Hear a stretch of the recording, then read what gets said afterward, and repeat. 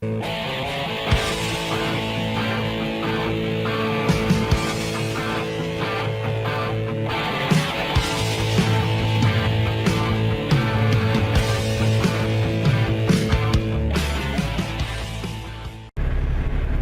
guys, I just figured I'd show you this while I stopped. I just at my first stop, Spokane. I'm almost there, 997,409.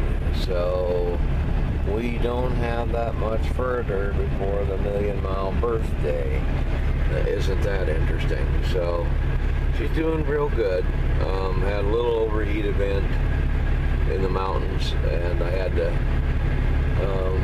figure that was from all the bugs and stuff like that. So I run into a couple of swarms, and my radiator got pretty impacted. So I took off my placard holders and I tried to blow out what I could. That's just, I carry an air hose and an air chuck and all that garbage. But anyways, I wanted you to see this. I will go out and do my best to try and shoot this load that I have. It's a 2-stop Sunbelt rental equipment, and it's been a pretty good load, so I'll show you. Okay, here we go, round number 2. We're going to be a little loud in here, but that's okay. Big old track dozer, got a little blade on the front, and I'll show you the special hookup that I did. We'll back up a little bit. Sorry about that.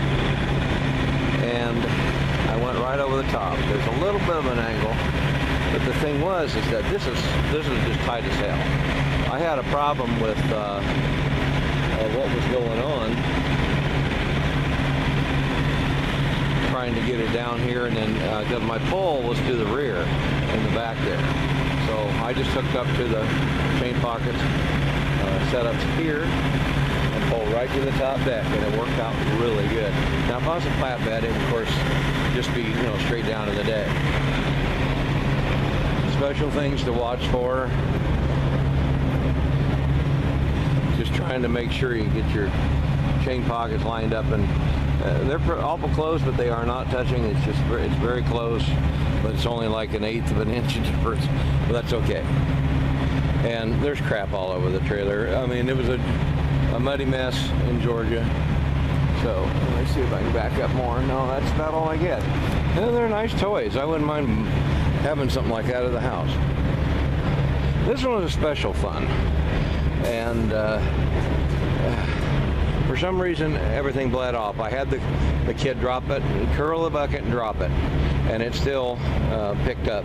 And there's my rubber right here. You can see where it all bounced, and it's just, I thought about doing a chain on it, but I just did, with all the bouncing, I thought, man, I'm just not going to dig into their new toy and have them get bummed out or anything like that. I know the bucket's, got some rusty spots, and it's been set down in the mud and this, that, and the other.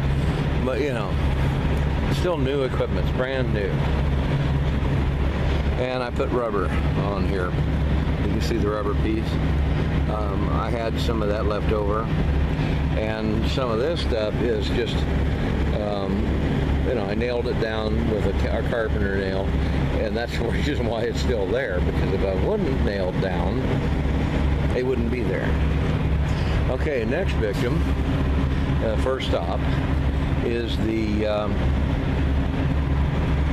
little fork truck. It's a smaller unit, but they're pretty neat little outfits. And I've got my strap over the top of this.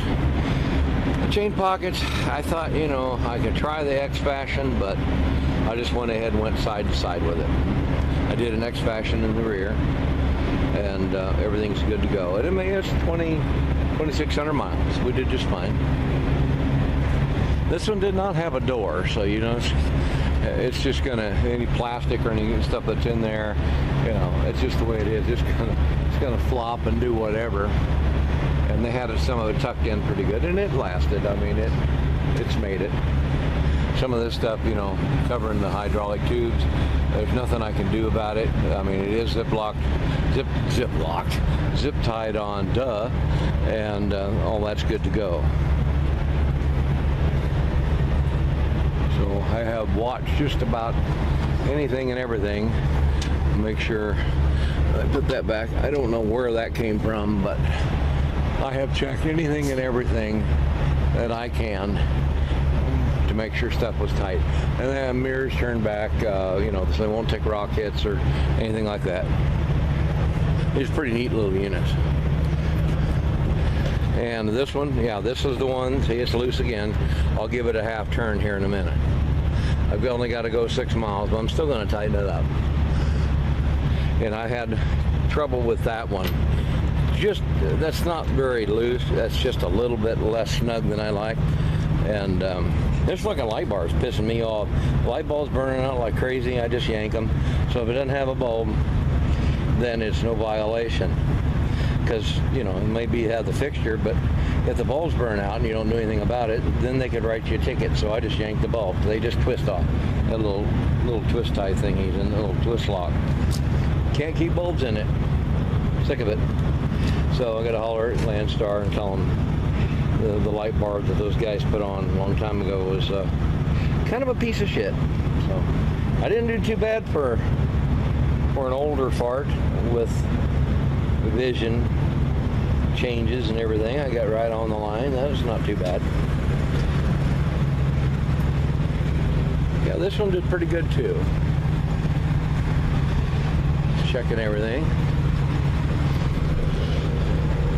It was not too bad. I'll go around and give them a stud. You know, I won't do it because I'll make a lot of racket if I do with you guys sitting there. But, you know, there's lots of room. I think I was 24,000 on my, 25,000 on my drive, 24 and change on my spread. So it was just damn near dead on balance the way I had them put it on here. But this thing, you know, took up a lot of room because it's got that big ass boom on it. There's nothing they can do about it. So.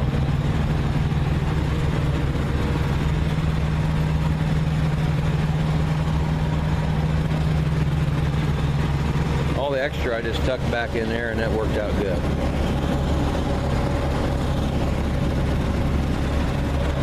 I left a little bit of room there, mostly because I was trying to figure out what in the flying hell I was going to do with the chaining in the front, and I just decided that's good enough. The kid was, I think, new, but that's all right. You're running across that every now and then. But they did all right. They just didn't get the bucket situated quite the way I wanted them to, but you know, stuff you got to watch for. And if something happened, it's ultimately on me anyway. You know, it's not passing the buck. Just got to watch for, you know, doors and any other mirrors and crap. Make sure everything's squared away and turned in when you get these darn things. The exhaust was turned to the rear on that one, and wasn't worried about it. This one doesn't have an exposed exhaust on this model, and I wasn't worried about that, in case guys are asking about that. Normally I tape them, but I haven't had to worry about the Sunbelt models, the ones that they've had. It's some of the other bigger types of units that have turbos. And I get to do an exhaust when I get home. So, had a little bit of problem with the pipe, and it started leaning, and I figured, what the hell? I got up there, and inside the clamp, it had broken off inside the clamp. Didn't see it. When I got up there, I've been up there before, it's broken inside the clamp. Nothing I could do, so I just tucked it. Tucked it on the back here. I bought all the parts in Kansas City. Bought a new wiper motor a few weeks ago. Put that in myself, the same place. Went in, bought all the damn clamps. Clamps are $118 a piece. Expensive little bastards. 60-inch standpipe that was just a normal 5-inch. Because, to tell you the truth, for the big fat exhaust that's normally up there, $683. I said, you don't kiss my ass. I'm not paying that money for that. So I had a little problem with that, and I've got for $420, I got all the clamps and the exhaust piece. Everything's brand new. I just needed tools. I need to have bigger wrenches and impact tools, and a friend of mine invited me to his garage, and we're going to do it over there. So everything else is good. I figured this one wasn't too bad. You guys wouldn't mind seeing it. It is different than some of the other loads that I've done. Similar style of equipment, but just the loading is a little different. And the combination of the two. So, well, that's it. This old girl is only about 2,600 miles away from 1 million, so we should be good to go. By the time I get back home, it'll be close to just a couple thousand miles, and next time I go out, she'll turn over to 1 million. I'll try and catch it if I can on camera, and we'll sing happy birthday to you or some kind of silly shit. We'll see you guys on the road.